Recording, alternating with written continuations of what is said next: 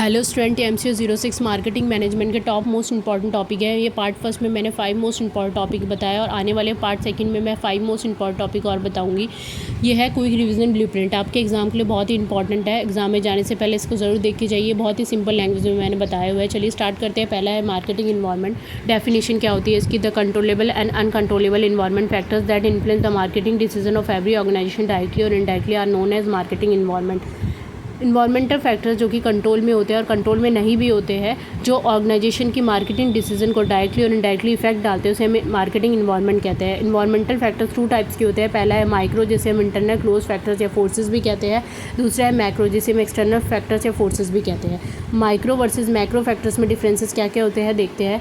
Micro factors क्या होते हैं? This are the internal and close factors that directly affect its business. जो business को डायरेक्टली इफेक्ट डालते हैं और जो बिजनेस के अंदर ही होते हैं, उसे माइक्रो फैक्टर्स बोलते हैं। मैक्रो फैक्टर्स क्या होते हैं? This are the large external forces that affect the entire market and industry.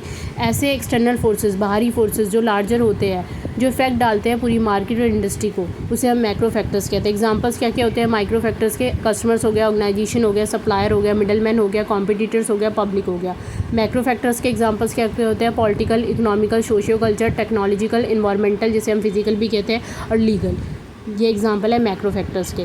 Study trick आप किस तरीके से इन्हें याद कर सकते हैं? सिंपल में कॉस्मिक, जैसे C मतलब कस्टमर, O मतलब ऑर्गेनाइजेशन, S मतलब सप्लायर। और इसकी स्टडी ट्रिक माइक्रो फैक्टर्स की पेस्टल, P मतलब पॉलिटिकल, E मतलब इकोनॉमिकल, S मतलब सोशल कल्चर। सेकंड है बायर बिहेवियर, जिसे हम कंज्यूमर बिहेवियर भी कहते हैं। डेफिनेशन क्या होती है इसकी? Consumer behaviour is the study of behaviour of the buyer to know how, what, when and why they buy a particular product. Basic motive is to identify how consumer response to marketing efforts.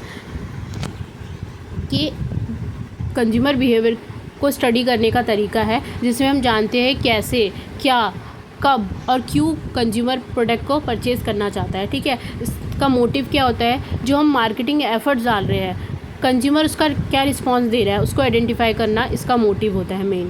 Buying decision process, इसमें process क्या होता है? Important topic है ये भी। इसमें 5 steps होते हैं। पहला है नीड रिकॉग्नाइजेशन, जो कंज्यूमर की आवश्यकता है उसको रिकॉग्नाइज करना। The consumer sense a gap और feel a lack of something, जब कंज्यूमर को लगता है कि उसके पास चीज़ की कमी है और काफ़ी टाइम से उसने उस चीज़ को परचेज़ नहीं करा है। फॉर एग्जांपल जैसे कोई फ़ोन है उनका, वो काफ़ी टाइम से यूज़ कर रहे हैं एक ही फ़ोन को, या फ़ोन डैमेज हो गया तो नया फ़ोन को परचेज़ करेगा। सेकंड है इन्फॉर्मेशन सर्च। अब क्या करेगा? इन्फॉर्मेशन सर्च करेगा पहले उस प्रोडक्ट के रिगार्डिंग। The consumer gather relevant facts और details from the internet and friends और एडवर्टीजमेंट। फ्रेंड से पूछेगा या इंटरनेट पे सर्च करेगा या एडवर्टीजमेंट देखेगा उससे रिलेटेड। थर्ड है इवैल्यूएशन ऑफ ऑल्टरनेटिव, अब उसका ऑल्टरनेटिव ढूंढेगा। The consumer compare the features, specification, prices of different brand. क्या करेगा? कंज्यूमर कंपेयर करेगा प्रोडक्ट को, अलग अलग प्रोडक्ट के उसके फीचर्स देखेगा, उसके स्पेसिफिकेशन देखेगा क्या क्या उसकी वैरायटी है, और प्राइजेस देखेगा और ब्रांड क्या क्या है डिफरेंट, जैसे नोकिया हो गया, मोटोरोला हो गया, रियलमी हो गया, ये सब चीज़ें देखेगा। 4 परचेज डिसीजन, फोर्थ में आता है परचेज डिसीजन। वो डिसीजन लेगा। The consumer makes the final choices and by the product from a physical store और ऑनलाइन वेबसाइट। मतलब क्या करेगा? वो प्रोडक्ट को परचेज़ करेगा, या तो खुद जाएगा स्टोर में परचेज़ करने या ऑनलाइन वेबसाइट से खरीदेगा, जैसे अमेजॉन, फ्लिपकार्ट हो गए। फिफ्थ है post purchase behaviour. After purchase behaviour क्या होता है? After using the product the consumer is either happy, satisfied, unhappy, dissatisfied. मतलब प्रोडक्ट को यूज़ करने के बाद कंज्यूमर खुश है या खुश नहीं है, डिससेटिस्फाइड उस प्रोडक्ट को यूज़ करने के बाद, ये स्टेज में आता है। Factor influencing consumer behaviour, 4 factors होते हैं जो कंज्यूमर के बिहेवियर को अफेक्ट डालते हैं। पहला कल्चर फैक्टर्स, इसमें आता है the culture, religion, tradition and value of the country and society. मतलब उसका कल्चर क्या है, कस्टम क्या है, धर्म क्या है, उनका ट्रेडिशन क्या है, उनकी वैल्यूज़ क्या है कंट्री और सोसाइटी की, ये कल्चर फैक्टर्स में आते हैं। सोशल फैक्टर्स में आते हैं फैमिली हो गया, फ्रेंड्स हो गया, पीर ग्रुप्स हो गया, जो सिमिलर ग्रुप्स है, एज सिमिलर है उनकी। द कंज्यूमर रोल क्या है कंज्यूमर का, और उसका स्टेटस क्या है सोसाइटी में, ये सब सोशल फैक्टर्स में आता है। पर्सनल फैक्टर्स में क्या क्या आता है? The consumer age, income level, occupation and lifestyle. Consumer की एज क्या है, उसका इनकम लेवल क्या है, ऑक्यूपेशन क्या काम करता है, उसका लाइफस्टाइल क्या है, रहन सहन क्या है। साइकोलॉजिकल फैक्टर्स, साइकोलॉजिकल फैक्टर्स में क्या क्या आता है? The consumer motivation, perception, learning and personal attitude और माइंडसेट। कंज्यूमर मोटिवेशन क्या, किस तरीके से मोटिवेट होता है, उसका मोटिवेशन लेवल क्या है, परसेप्शन क्या है, सोचने का तरीका क्या है, थॉट प्रोसेस क्या है, लर्निंग प्रोसेस क्या है उसका, पर्सनल एटीट्यूड, खुद का एटीट्यूड क्या है, उसका माइंडसेट क्या है, सोचने की पावर क्या है उसकी, साइकोलॉजिकल फैक्टर्स में आती है। आप इस तरीके से एग्जाम में लिखेंगे तो आपको फुल मार्क्स मिलेंगे। इसमें आप डायग्राम वाइज भी प्रेजेंट कर सकते हैं। थर्ड इंपॉर्टेंट टॉपिक है प्रोडक्ट लाइफ साइकिल, जिसे हम पीएलसी भी बोलते हैं। PLC refers to various stages that product goes through after it enter the market. PLC अलग अलग स्टेजेस होते हैं, जब हमारा प्रोडक्ट मार्केट में आता है उसके अलग अलग स्टेजेस होते हैं, उसे हम पीएलसी कहते हैं। पहला होता है, this stages are introduction stage, growth stage, maturity stage, decline stage. पहला स्टेज इंट्रोडक्शन स्टेज होता है, सेकेंड ग्रोथ होता है, थर्ड मेच्योरिटी, फोर्थ डिक्लाइन। ये मैंने आपको डायग्राम भी दिखा रखा है, आप भी इसी डायग्राम की तरह आप रिप्रेजेंट कर सकते हैं आंसर को, या ग्राफिकल फॉर्म में कर सकते हैं। इंट्रोडक्शन स्टेज क्या होता है, the product is newly launch in the market, sales growth is low. जब प्रोडक्ट नया लॉन्च होता है मार्केट में और उसकी जो सेल्स ग्रोथ होती है बहुत ही लो होती है, तो इंट्रोडक्शन स्टेज के अंदर आता है, ठीक है। प्रमोशनल एक्सपेंसेस वेरी हाई होते हैं, जो उसके प्रमोट करने के प्रोडक्ट को उसके एक्सपेंसेस बहुत ज़्यादा होते हैं। And product are non existent और नेगेटिव, जो प्रॉफिट होता है वो नॉन एग्जिस्टेंट होता है और नेगेटिव होता है, ठीक है। ग्रोथ स्टेज में क्या होता है, consumer accept the product, consumer accept करता है प्रोडक्ट को, sales and profit claim rapidly, जो सेल्स एंड प्रॉफिट है वो रैपिडली बढ़ते हैं, क्लेम करते हैं। New competitors enter in the market, जो नया कॉम्पिटिटर्स है मार्केट में आते हैं। And company focused on brand building, company क्या करती है, अपने ब्रांड बिल्डिंग में फोकस करती है, ये हमारा ग्रोथ स्टेज में आता है। मेच्योरिटी स्टेज में क्या आता है, sales reach the highest point peak and stop growing, जो सेल्स है वो अपने हाईएस्ट पॉइंट या पीक लेवल में पहुंच जाती है, ठीक है। उसमें क्या होता है, जो हमारा सेल्स है वो स्टॉप हो जाता है ग्रो करना, क्योंकि मोस्टली जो कंज्यूमर होता है उन्होंने प्रोडक्ट को परचेज़ कर लिया होता है। The market is full of choices and competition is very high, जो मार्केट होता है फुल ऑफ चॉइसेस से भर जाता है और कंपटीशन बहुत इंटेंस हो जाता है, वेरी हाई हो जाता है। कंपनीज रेड्यूसेस प्राइजेस, जो कंपनी अपने प्राइस को रिड्यूस करते हैं। And give discount to their customer, अपने कस्टमर को डिस्काउंट देते हैं ताकि उनका मार्केट में शेयर बना रहे। डिक्लाइन स्टेज में क्या होता है, sales and profit drop significantly due to the technology advances, shifting consumer preferences और चेंजिंग फैशन ट्रेंड। इसमें क्या होता है कि जो प्राइस और प्रॉफिट है सिग्निफिकेंटली अचानक ही ड्रॉप होने लग जाते हैं, क्योंकि फॉर जैसे टेक्नोलॉजी का एडवांसमेंट्स हो जाती है, टेक्नोलॉजी में एडवांस हो जाता है, जो कंज्यूमर की प्रेफरेंसेस है वो शिफ्ट होने लग जाती है और जो फैशन ट्रेंड में चेंजेस आने लग जाते हैं, तो ये डिक्लाइन स्टेज में आता है। इस तरीके से आप आंसर को प्रेजेंट करें। फोर्थ इंपॉर्टेंट टॉपिक है मार्केट सिगमेंटेशन। मार्केट सिगमेंटेशन क्या होता है, market segmentation means dividing a large and diverse market into smaller group of similar customers. मतलब जो बड़े बड़े मार्केट होते हैं, डाइवर्स मार्केट होते हैं, उनको छोटे स्मॉल मार्केट्स में डिवाइड कर देना, ग्रुप्स में डिवाइड कर देना, जहाँ पर सिमिलर कस्टमर्स होते हैं, जहाँ पर एक जैसे कस्टमर्स होते हैं, उनकी चॉइसेस एक जैसी होती है।